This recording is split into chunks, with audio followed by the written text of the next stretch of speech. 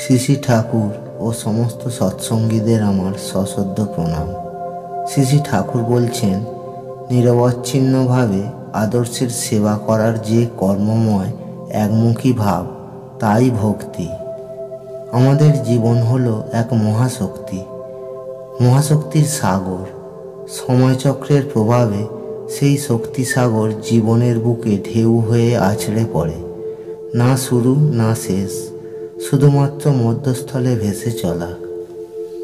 মানুষ সেই শক্তি সমুদ্রের একটি তরঙ্গ মাত্র, অনন্ত সম্ভাবনার একটি বীজ মাত্র।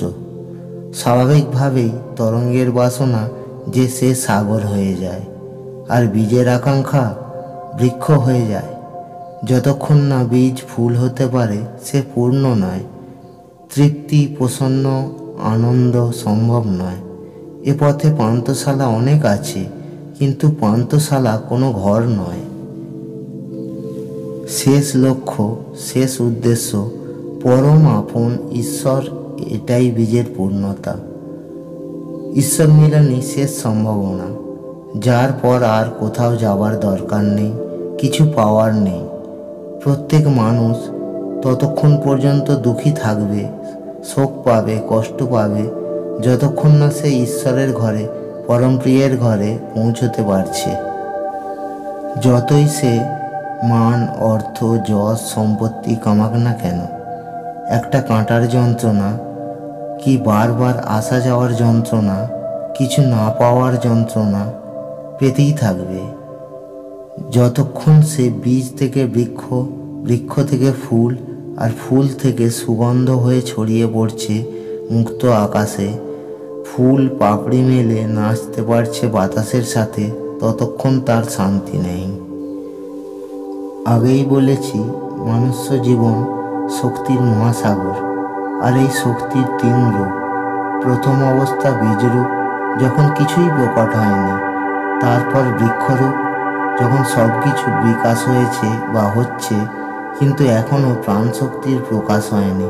তারপর ফুলরূপ, অর্থাৎ এখানে প্রাণের প্রকাশ হয়েছে, ফুলের পাপড়ি খুলেছে, সৌগন্ধ আকাশে বাতাসে বইছে, আর মুক্ত অন্তহীন আকাশের সাথে মিলন হয়েছে।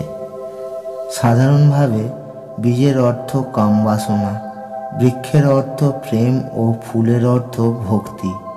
যতক্ষণ আপনি বীজ রূপে থাকছেন, ততক্ষণ কামনা বাসনার মধ্যে আছেন। যখন আপনি বৃক্ষ হবেন, আপনার জীবনে প্রেম নেমে আসবে। প্রেম বলতে আমরা যা জানি তা সামাজিক, তা অন্যজনের উপর নির্ভরশীল, সীমাবদ্ধ। কিন্তু সাধন জগতের প্রেম কোনো নির্ভরশীলতা নেই, অসীম। এখানে আপনি ফুল হবেন, সেটাই ভক্তি। ভক্তি উচ্চ শিখর। আপনি শরীরে থাকেন, মনে থাকেন, আবার মনের পারেও আপনার বিস্তার, সেটা আপনি জানেন না। আমরা শরীরকে জানি, চিনি, তারপর মন, মনের কিছুটা আভাস পাই, তারপর আত্মা, যার কোনো খবর আমরা পাই না। আত্মা আছে না নেই, যেন ডিকশনারিতে অথবা ব্যাকরণে লেখা একটি শব্দ মাত্র। জীবনের কিছু মূল্য আছে কি নেই, তাও জানা নেই। ভালোবাসা কি তা আমরা জানি, আর মনের দ্বারা তাকে অনুভব করি। মনের একদিকে থাকে শরীরে, আরেক দিক থাকে হৃদয়ে। ঠিক তেমনই প্রেমেরও দুদিক, একদিক থাকে ভালোবাসার সাথে, আর একদিক থাকে ভক্তিতে। আমরা ভালোবাসাকেই প্রেম ভাবি। ভালোবাসায় দ্বিতীয় কেউ থাকে, এছাড়া ভালোবাসা হয় না। এবং ভালোবাসার চাহিদাও থাকে যে সেও ভালোবাসুক, কিন্তু প্রেম ফুলের সুগন্ধের মতো ছড়াতে থাকে, কেউ থাকুক বা না থাকুক। এরকম প্রেমই তো ভক্তি। মন ব্যাকুল হয়ে ওঠে তাকে দেখার জন্য, তার কথা শোনার জন্য, তার একটু ছোঁয়া পাওয়ার জন্য। এরকম প্রেমই তো পরম প্রেম। আর পরম প্রেম ভক্তিরূপ। ভক্ত সেই যে ঈশ্বরের প্রতি পরম প্রেমরূপা। এখানে প্রেমকে পরম প্রেম বলা হচ্ছে। পরম প্রেম বা ভক্তি আসবে কিভাবে? সেই প্রেমরূপ গঙ্গাকে আপনার কাছ পর্যন্ত আনতে হলে ততবার শুরু থেকে শুরু করতে হবে যতক্ষণ না ভক্তি লাভ হয়। ভালোবাসা, প্রেম, ভক্তি মানুষের হৃদয়ে নেই তা নয়, আছেই। কারণ আমরা সংসারে আপন যারা থাকেন, মা বাবা, স্ত্রী পুত্র, ভাই বোন, বন্ধু, এদের কারোর ক্ষেত্রে স্নেহ, কারোর ক্ষেত্রে প্রেম ভালোবাসা, আবার কারোর ক্ষেত্রে শ্রদ্ধা করে থাকি। এগুলি প্রকারভেদ মাত্র।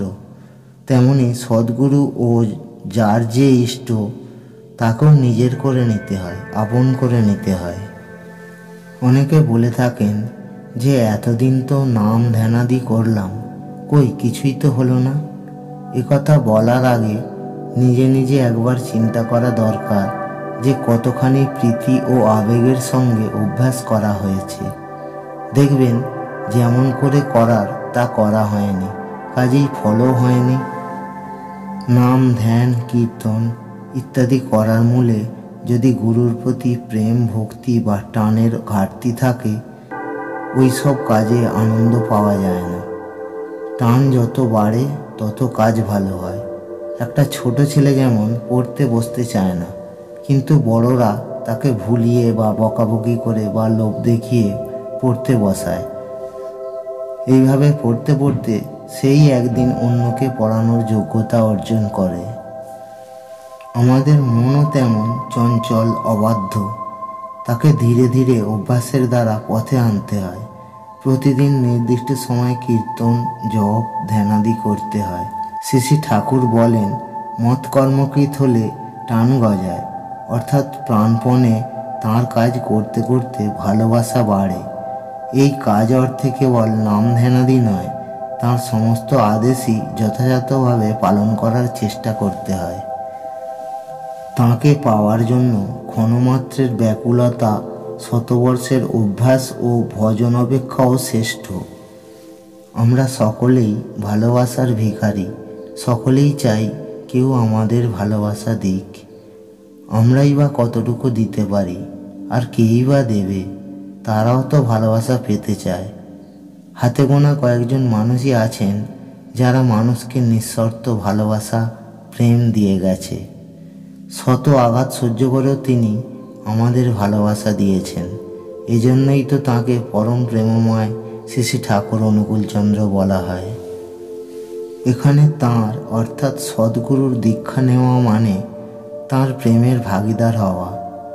আপনার মনভূমিতে নামের বীজে প্রেম গঙ্গার জল যখন প্রতিদিন দিতে থাকেন, বীজ ক্রমপর্যায়ে বৃক্ষ ও ফুলে রূপান্তরিত হয়। হৃদয় আকাশে ফুলের পাপড়ি খুলে যায়। এক অপরূপ স্বর্গীয় সুগন্ধ ছড়িয়ে পড়ে অনন্ত আকাশে। এখানে তাঁর অর্থাৎ সদ্গুরুর দীক্ষা নেওয়া মানে তাঁর প্রেমের ভাগীদার হওয়া। আপনার মনভূমিতে নামের বীজে প্রেমগঙ্গার জল যখন আপনি প্রতিদিন দিতে থাকেন, বীজ ক্রমপর্যায়ে বৃক্ষ ও ফুলে রূপান্তরিত হয়। হৃদয় আকাশে ফুলের পাপড়ি খুলে যায়। এক অপরূপ স্বর্গীয় সুগন্ধ ছড়িয়ে পড়ে অনন্ত আকাশে। সীমাবদ্ধ মন ও আকাশের সাথে মিলেমিশে এক হয়ে যায়। আপনি উঠে যান আকাশে, দেখতে থাকেন আকাশের মধ্যে আপনি আর আপনার মধ্যে মহাকাশ। সব কিছুই স্থির, শান্ত, মৌন, অথচ তার মধ্যেই ছুটে চলেছে শ্বেত শুভ্র মেঘ, বয়ে চলেছে প্রচ্ছন্ন আনন্দ ধারা। মৃদু, অত্যন্ত চেনা, অত্যন্ত আপন সুগন্ধ পাওয়া যাচ্ছে। বহুদিনের অতি পরিচিত প্রাণের স্পর্শ আপনাকে ছুঁয়ে যাচ্ছে। আনন্দ শিহরণ জাগছে সারা শরীরে। অব্যক্তের মৌন মুখর বাঁশির ধ্বনিতে ক্রমাগত ভেসে চলেছে তরঙ্গে তরঙ্গে। দিক দিগন্তে ধেয়ে চলেছে সেই শব্দ, যেন এক তরঙ্গের উপর আর এক তরঙ্গ আছড়ে পড়ছে। যে বাঁশির ধ্বনি শুনে রাধা ছুটে যেত শ্রীকৃষ্ণের কাছে, ব্যাকুল হয়ে উঠত সমস্ত গোপী, সমস্ত বৃন্দাবনবাসী। সেই বাঁশি আজ আপনাকে ডাক দিয়েছে, তাই আজ আপনি হলেন শ্রী রাধা। জয় গুরু।